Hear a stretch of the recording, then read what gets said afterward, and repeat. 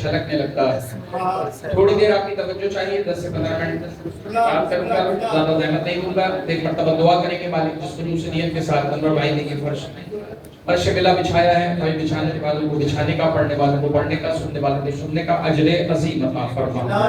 کوئی غفلت مومنین کو سوائے ہمیں شبیر کے، یہاں بیٹھنے والوں، باہر سننے والے تمام مومنین دعائیں پروردگار اس جشن کا ختم ہونے سے پہلے اپنی بارگاہ میں قبول و مقبول فرما۔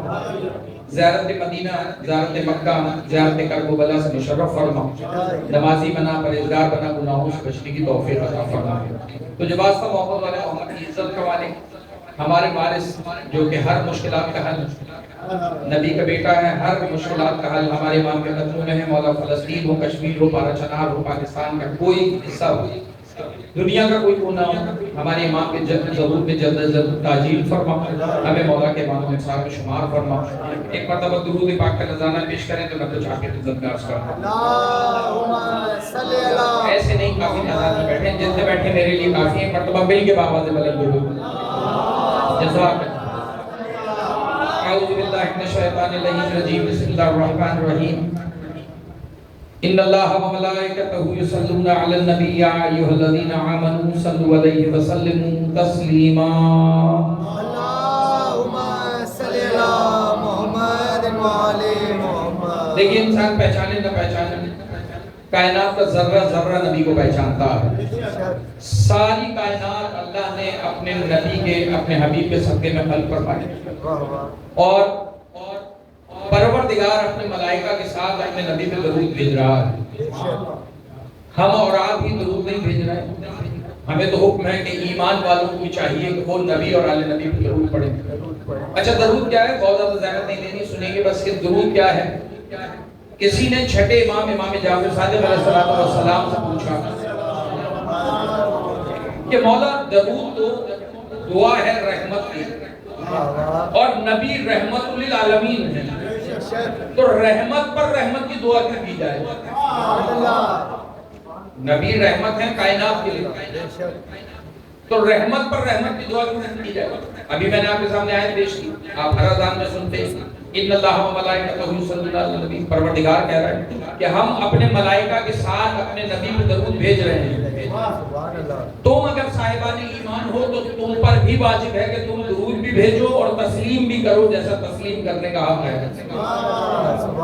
تو ہم نے فوراً کہا مالک تو ہی بھیج۔ اس نے کہا میں تو بھیج رہا ہوں۔ اہل علم تشریف فرمائے ہیں، ہم نے کہا اللہم صلی علی، مالک تو ہی بھیج کر۔ میں نے بارہا کہا نماز، روزہ، حج، زکوٰۃ، کسی بھی مسئلے میں جو نبی نے ہمیں عطا کیا ہم نے بحث نہیں کی کہ مالک پہلے تو نماز پڑھ تو ہم نماز پڑھیں گے، پہلے تو روزہ رکھ تو ہم روزہ رکھیں گے۔ لیکن جیسے ہی اس نے کہا کہ میں اپنی ملائکہ کے ساتھ، اپنی قدرتوں کے ساتھ نبی اور اس کی آل پر درود بھیج رہا ہوں، اگر تم صاحبان ایمان ہو تم بھی درود بھیجو، تو ہم نے فوراً پلٹ کے کہا مالک یہ کام نہیں کر سکتے، تو ہی درود بھیج، تو ہی درود بھیج۔ تو کسی نے ہمارے چھٹے مولا سے کہا مولا کیا سبب ہے کہ نبی تو رحمت ہے، اور معمولی رحمت نہیں، کائنات کے لیے رحمت، رحمت للعالمین ہے، تو رحمت پر رحمت کی دعا کیوں مانگی جائے؟ تو امام نے جواب دینے کا انداز بہت اچھا اپنایا۔ ایک مرتبہ امام نے فرمایا ایسا کرو کہ پیالہ لے کر آؤ، پانی کا پیالہ لاؤ۔ اس نے پیالہ لایا، امام کے سامنے پیش کیا، تو امام نے فرمایا ایسے گود میں لے کر، آغوش میں لے کر بیٹھ جاؤ۔ مگر پیالہ لگ کر یہ امام کے سامنے بیٹھ گیا۔ امام نے غلام کو آواز دی کہ پانی لاؤ، وہ پانی لایا۔ امام نے فرمایا پیالہ بھرو۔ ایک مرتبہ پیالہ بھرا، بھر گیا پیالہ۔ امام نے فرمایا اور پانی ڈالو۔ اب پانی چھلکنے لگا۔ ایک مرتبہ پانی پیالے سے نکل کر دامن کو تر کرنے لگا۔ امام نے فرمایا اور پانی ڈالو۔ اب دامن بھی تر ہو چکا ہے، پانی دامن سے آگے بڑھ رہا ہے۔ امام نے فرمایا اور پانی ڈالو۔ پانی بہنے لگا تو یہ گھبرا گیا، مولا میں نے آپ سے ایک سوال پوچھا تھا، آپ پیالے میں پانی پہ پانی ڈلوا رہے ہیں، پانی چھلک کے دامن تر کر چکا ہے، پیالہ بھر چکا ہے، اب تو زمین پہ بہ رہا ہے۔ امام نے فرمایا مسئلہ سمجھ میں نہیں آیا، جواب سمجھ میں نہیں آیا، کہ مولا سمجھا دیجیے کہ سنو، جب ہم رحمت پر رحمت کی دعا کرتے ہیں تو جیسے پیالہ بھر کر تمہیں سیراب کر رہا ہے، پروردگار بھی چاہتا ہے رحمت دامن مصطفیٰ سے ہو کر ساری کائنات میں پھیل جائے۔ پروردگار چاہتا ہے رحمت ساری کائنات میں پھیل جائے۔ میں نے تو اشارہ کیا اختصار کا. عرض کر رہا ہوں آپ سے میرے پیچھے تصویر بنی ہے, جزاک اللہ, یہ تصویر بنی ہے کس کی؟ خانہ کعبہ کی اور مدینہ منورہ. مدینہ منورہ پہچان ہے میرے سرکار کی, سب گنبد پہچان ہے جہاں نبی جلوہ افروز ہے. یہ جنت کے ٹکڑوں میں سے ایک ٹکڑا ہے. نبی کی قبر مبارک جنت کے ٹکڑوں میں سے ایک ٹکڑا ہے.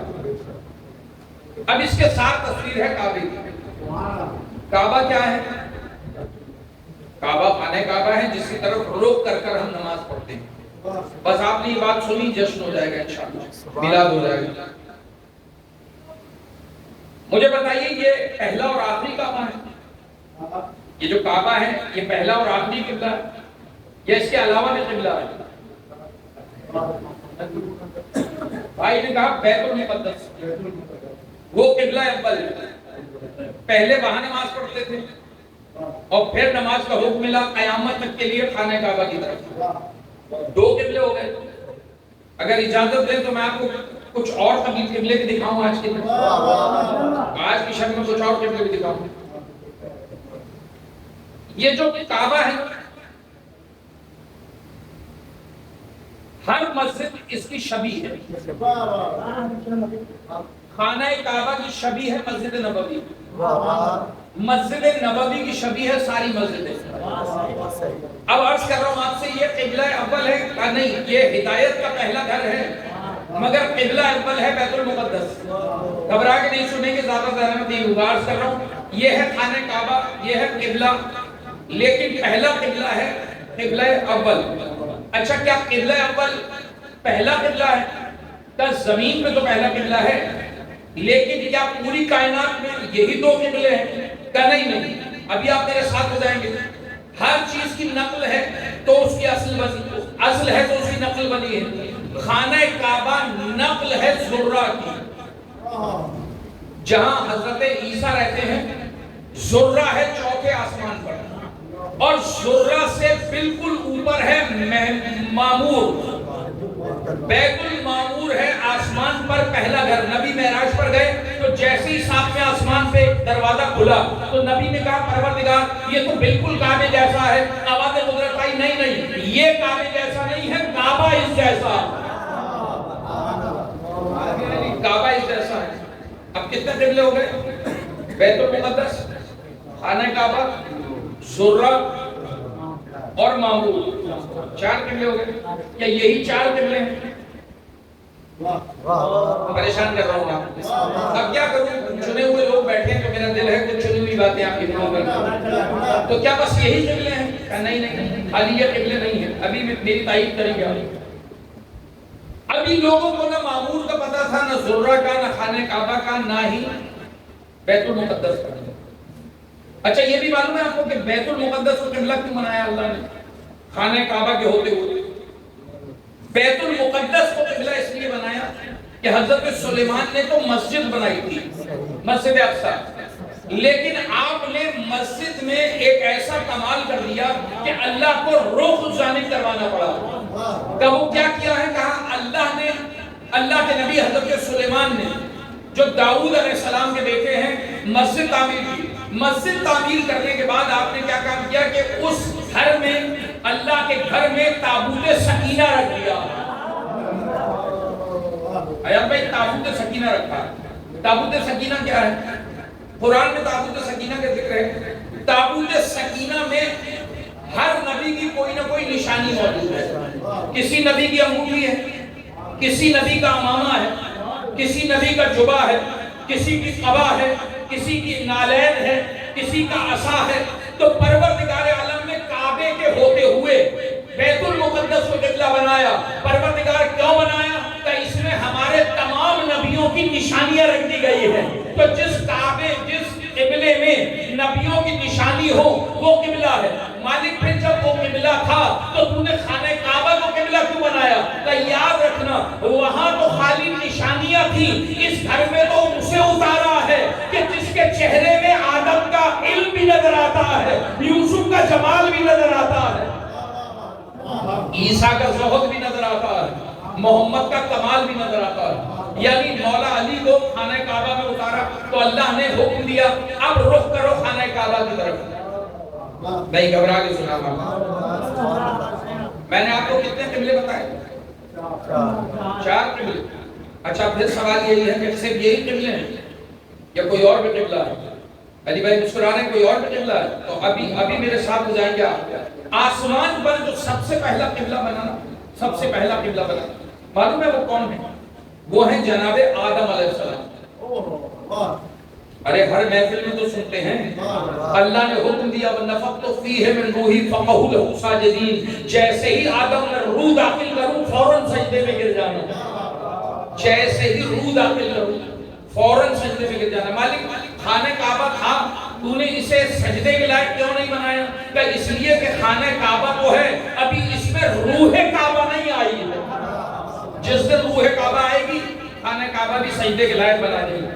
ہدایت کا پہلا گھر ہے، لیکن پھر اللہ نے اسے قبلہ بنایا. اب ہم رخ کرتے ہیں اس کی جانب. تو پہلا قبلہ ہو گیا بیت المقدس، اس کے بعد ہوا خانہ کعبہ، اس سے پہلے ہے زرہ، اس سے پہلے ہے معمور. لیکن آسمان پر ایک اور قبلہ ہے جسے کہتے ہیں آدم. مسجود ملائکہ، تمام ملائکہ نے سجدہ کیا تو وہ بھی قبلہ ہے. جس کی طرف رخ کر کے سجدہ کیا جائے وہ قبلہ کہلاتا ہے. اگر پریشان نہیں ہے تو عرض کرتا ہوں آپ سے کیا صرف یہی قبلہ ہے؟ کہ نہیں، ایک قبلہ اور دکھاتا ہوں آپ کو، یہ بھی قرآن میں موجود ہے. جب فرعون سے نجات دے کر حضرت موسیٰ نے لوگوں کو دریا پار کرایا تو جب یہ مصر میں آباد ہوئے تو ایک مرتبہ کہا عبادت کرو، کا رخ کہاں کریں؟ تو پروردگار نے کہا موسیٰ ان سے کہو ہارون اور موسیٰ کے گھروں کو قبلہ بنائے. ارے میں تو آپ کو اصل قبلہ دکھا رہا ہوں آج کی محفل میں. تحفہ ہے آج کے لیے. کتنے قبلہ ہو گئے؟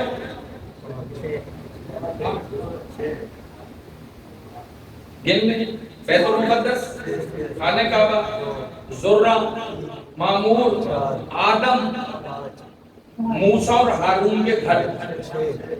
قبلہ ہو گئے. ایک اور قبلہ دکھاؤں. گھبرا کے سن رہے ہیں. ایک اور قبلہ دو. سارے قبلوں کا قبلہ دکھا اور اسی پہ جشن موقوف. انتہائی اچھے شعر آپ نے سنے اور پڑھے. اور کون کیا لکھ سکتا ہے نبی کی شان کی؟ کیا کہہ سکتا ہے نبی کی شان کی؟ کیا اچھا شعر ہے. مکمل نعت ایک شعر میں بیان ہو رہی ہے. معلوم ہے کیا ہے نام محمد ہی نعت محمد ہے. نام محمد ہی نعت محمد میں لکھ کر محمد قلم رکھ رہا. سرکار کا نام ہی نعت ہے. کچھ عرض کر رہا ہوں آپ سے، بس زحمت تمام کرتا ہوں. آپ نے بہت اچھا سنا. رات کے اس پہر میں اللہ کوئی غم نہ دے آپ کو سوائے غم شبیر. 6 قبلے میں نے لکھا ہے. اب عرض کرتا ہوں فتح مکہ ہو گیا. خانہ کعبہ نبی آ گئے. کافر آنے نہیں دیتے تھے، اب نبی آ گئے اور تمام لوگوں کو معاف کر دیا، تمام گناہگاروں کو معاف کر دیا. اور اس کے بعد ایک مرتبہ نبی نے آواز دی بلال جی مولا آج کعبے کی چھت پر کھڑے ہو کے اذان دو. کیا کرو؟ کعبے کی چھت پہ کھڑے ہو کے اذان دو. بلال خانہ کعبہ کی چھت پر چڑھ گئے. کہاں پتا تھا غلاموں کو کہ ایسا وقت بھی آئے گا جس کعبے کو کافر چومنے نہیں دیتے ہیں، آج وہ کعبہ بلال کے قدموں تلے رہ جائے گا. یہ کہاں معلوم تھا بلال کو نبی اتنی عزت عطا کریں گے. ایک مرتبہ کہا بلال اوپر چڑھ جاؤ. او بلال آ گئے کعبے کی چھت پر. کعبے کی چھت پہ بلال کھڑے ہوئے اور ایک مرتبہ نبی کہہ رہے ہیں بلال اذان کہو، بلال اذان کہو. آپ نے یہ سنا جشن ہو جائے گا. ایک مرتبہ کہا بلال اذان کہو. بلال کعبے کی چھت پہ ہے مگر پریشان. اللہ نے دین میں سے پریشانی تھوڑی اتاری ہے، مشکل کشا بھی بنا ہے. ایک مرتبہ نبی دیکھ رہے ہیں، صحابہ دیکھ رہے ہیں، مجمع ہے آج، نبی بہت خوش ہیں. ایک مرتبہ کہا بلال اذان کیوں نہیں دیتے؟ کہنے لگے اللہ کے نبی آپ نے اذان کا جو طریقہ مجھے مدینے میں سکھایا ہے اس کے تحت رخ کیا جاتا ہے قبلے کی جانب، پھر اذان دی جاتی ہے. عبادت کے لیے رخ کیا جاتا ہے قبلے کی جانب.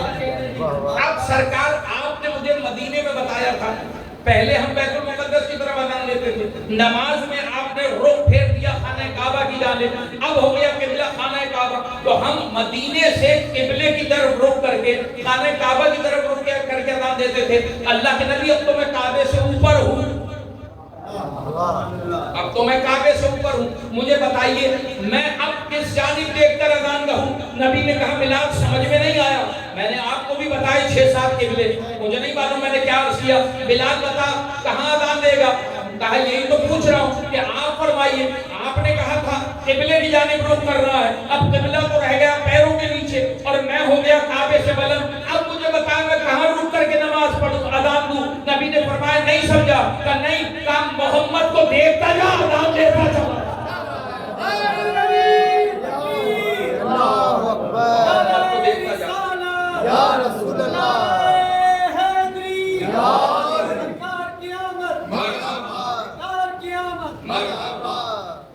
پتا چلا ہر قبلے کا قبلہ ہے محمد، واہ واہ، میرا نبی، سبحان اللہ، ذات پیغمبر ہی قبلہ ہے، بے شک، ذات پیغمبر قبلہ۔ آیتیں تو بہت ساری تھی، موضوع بہت سارے تھے، لیکن آپ پریشان کرنا مقصود نہیں ہے، ورنہ خدا کی قسم قرآن کے حاشیے پہ دیکھیں گے، قرآن کھولیں گے نا جب پہلا صفحہ تو دائروں میں نام لکھے ہیں، نام لکھے ہیں، 99 ناموں کو پڑھیے گا، سبحان اللہ، بہت سارے نام ایسے ہیں جو اللہ کے نام بھی ہیں، نبی کے بھی نام بھی ہیں، وہ بھی طاہر ہے، یہ بھی طاہر ہے، وہ بھی قدوس ہے، یہ بھی قدوس ہے، وہ بھی پاک ہے، یہ بھی پاک ہے، وہ بھی بے عیب ہے، یہ بھی بے عیب ہے، وہ بھی قدرتوں والا ہے، یہ بھی قدرتوں والا ہے، وہ بھی حکیم ہے، یہ بھی حکیم ہے۔ گھبرا کے سن رہے ہیں آپ؟ پروردگار عالم نے وہ صفات عطا کی ہے کہ خود بے عیب تھا، خود بے عیب تھا، انہیں بھی بے عیب بنایا، بے عیب بنایا۔ بس ایک مثال دے کے زحمت تمام کرتا ہوں، بے عیب ہے، پہلے بھی شاید عرض کیا تھا، بے عیب، بے عیب کسے کہتے ہیں؟ نبی کون ہے؟ نام سنتے ہیں آپ، آئینہ جمال خدا مصطفیٰ، آئینہ کچھ عرض کر رہا ہوں، بسم اللہ، اس سے بڑی تعریف نہیں ہو سکتی، خدا کے آئینے کو مصطفیٰ کہتے ہیں۔ آئینہ سمجھ نہیں سکتے؟ اگر میں چاہوں کہ میری پہچان ہو، میں اپنے آپ کو پہچانوں، کیسے پہچانوں گا؟ اب تو مشکل آسان ہے، یہ کیمرے موجود ہیں، تصویر کھینچی میرے سامنے رکھ دی اور آپ دکھائیں گے کہ یہ آپ ہیں، میں کہوں گا ہاں میں ہوں، لیکن اس سے حسین ذریعہ پہچان کا ہے آئینہ۔ آپ آئینہ میرے سامنے لے آئیں، آئینے میں نظر آؤں گا، تصویر میں وہ کمال نہیں ہے جو آئینے میں ہے، جو آئینے میں کمال ہے نا وہ تصویر میں نہیں ہے۔ کہ وہ کیا ہے؟ کہ آئینہ سامنے ہوگا نا، اگر میں ہاتھ اٹھاؤں گا آئینے والا بھی اٹھائے گا، میں رکھوں گا وہ بھی رکھے گا، میں بولوں گا تو یہ بولے گا، میں خاموش رہوں گا یہ خاموش رہے گا۔ اب کوئی مجھ پر فتویٰ نہ لگائے، قرآن کھولتا چلا جائے، آیتیں پڑھتا چلا جائے، بات سمجھ میں آتی چلی جائے گی۔ نبی نے کافروں پر مٹی پھینکی ہے، اللہ کہتا ہے تم نے تھوڑی پھینکی ہے، میں نے پھینکی ہے۔ اللہ کہہ رہا ہے تم نے تھوڑی، شب ہجر یہ کنکر تم نے تھوڑی مارے، یہ ہم نے مارے۔ کمال ہے، میں بولوں گا تو آئینہ والا آئینے میں جو ہے وہ بولے گا، میں خاموش رہوں گا وہ خاموش رہے گا۔ پروردگار کہہ رہا ہے کوئی مجھ پہ فتویٰ نہ لگائے، ما ینطق عن الہویٰ ان ھو الا وحی یوحیٰ، تو بولتا ہی نہیں ہے، جب بولتا ہے جب میں بولتا ہوں، تو بولتا ہی نہیں ہے۔ اچھا آپ کو معلوم ہے آئینہ حقیقت نہیں ہے، حقیقت ہے شیشہ، شیشہ بے عیب ہوتا ہے، لیکن شیشہ میرے سامنے آئے گا تو میں خود کو دیکھ نہیں پاؤں گا۔ دیکھنے کے لیے ضروری ہے اسے آئینہ بنایا جائے۔ آئینہ بنانے کے لیے کیا کرنا پڑتا ہے؟ ایک طرف سے مٹی لگانی پڑتی ہے، ایک طرف مٹی لگے گی، ایک طرف نور ہوگا، اب میری تصویر نظر آئے گی۔ بس احمد تمام کر دیا آپ کو۔ اللہ نے کہا میں نے بنایا ہے اسے اپنا آئینہ، اپنی پہچان کے لیے بنایا۔ وہ چھپا ہوا خزانہ تھا، اس نے چاہا کہ پہچانا جائے تو اس نے محمد کو بنایا ہے۔ عرض کر رہا ہوں آپ سے، چاہتا وہ یہ ہے کہ میری پہچان ہو جائے۔ اب آئینہ سامنے ہوگا تو پہچان ہوگی، اور جب آئینہ میرے سامنے ہوگا تو نور ہوگا میری طرف، مٹی ہوگی تمہاری طرف۔ اب یہی تو مسئلہ ہے، اگر نور تمہاری طرف کر دوں گا تو میں خود کو دیکھ نہیں سکتا۔ بنانے کا مقصد یہ ہے کہ میں خود کو دیکھوں۔ اب اللہ نے مٹی کی ہے ہماری طرف، نور کیا ہے اپنی طرف۔ اب جو یہاں سے دیکھ رہا ہے کہہ رہا ہے مٹی ہے، اللہ کہہ رہا ہے اے مکو آئینہ ہے، میری طرف سے دیکھو نور ہی نور، میری طرف سے دیکھو نور ہی نور ہے۔ درود پڑھے محمد و آل محمد۔ اور وہ تو نور ہے جو گھرانے کا بچہ بچہ نور ہے۔ بچہ بچہ نور ہے. نبی کے پسینے سے اللہ نے جبرائیل کو بنایا, نبی کے پسینے سے اللہ نے میکائیل کو بنایا, نبی کے پسینے سے اللہ نے آدم, عیسیٰ, موسیٰ, عیسیٰ کو بنایا. اللہ نے نبی کے پسینے سے لوح و قلم, کرسی کو بنایا. اللہ نے نبی کے پسینے سے جنت بنائی, جہنم بنائی, زندگی بنائی, موت بنائی. مجھے بتائیے کرسی, لوح, قلم یہ نورانی ہے یا خاکی ہے؟ یہ خاک ہے یا نور ہے؟ فرشتہ نور ہے یا خاک ہے؟ ہر آدمی کہے کہ نور ہے تو کمال نہیں. جس کا پسینہ اتنا نورانی ہو وہ خود کتنا نورانی ہو. نہیں پہچانا لوگوں نے, کاش اس کی معرفت حاصل ہو جائے. دعا کریں پروردگار تجھ واسطہ محمد و آل محمد کی عزت کا, جو کچھ کہہ رہے ہیں اس پر عمل پیرا ہونے کی توفیق عطا فرما. تمام اہل علم, اہل دانش, پڑھنے والے, سننے والے جتنے مومن یہاں جمع ہیں, پروردگار اٹھنے سے پہلے سب کی دعائیں مستجاب فرما. ذاکر افضل بیمار ہیں, دعا کو ہیں پروردگار خوبصورت نعت پڑھیں. ہمارے بھائیوں کو, ایاز بھائی ہوں, آغا منور ہوں, ہر ایک کو صحت کاملہ شفا اللہ نصیب فرما. تجھے واسطہ محمد والے محمد کی عزت کا دعائے مغفرت ہے. فضل لطیف, زوجہ فضل لطیف, حسن لطیف, والدین سعید احمد سوترو, سلیم سوترو, نور محمد, والدین انور شیخ, زوجہ انور شیخ, فیروز گل, صدق کیا ہے, صدیف حیدر اور رحمان فقیر, اور اس علاقے کے جتنے مرحومین مرحومات ہیں پروردگار سب کی مغفرت فرما. بیماروں کو صحت کاملہ شفا عاجلہ نصیب فرما. نمازی بنا, پرہیزگار بنا, گناہوں سے بچنے کی توفیق عطا فرما. قائم آل محمد کے ظہور میں تعجیل فرما. اسی طرح اس گھرانے کا ذکر کرنے کی توفیق عطا فرما. اور پھر دعا ہے مالک زندگی میں ایک مرتبہ چھوٹا ہو, بڑا ہو, امیر ہو, غریب ہو, مرد ہو, مذکور, جو جا چکا اسے پھر سے جو نہیں جا چکا ایک بار قبر مولا حسین کا زوار بنا. تمام دعاؤں کی قبولیت کے لیے, روزہ امام پر حاضری کے لیے, اور مشکلات کے حل کے لیے, اور پھر بالخصوص بیماروں کی صحتیابی اور مرحومین کی مغفرت کے لیے بلند تر صلوات.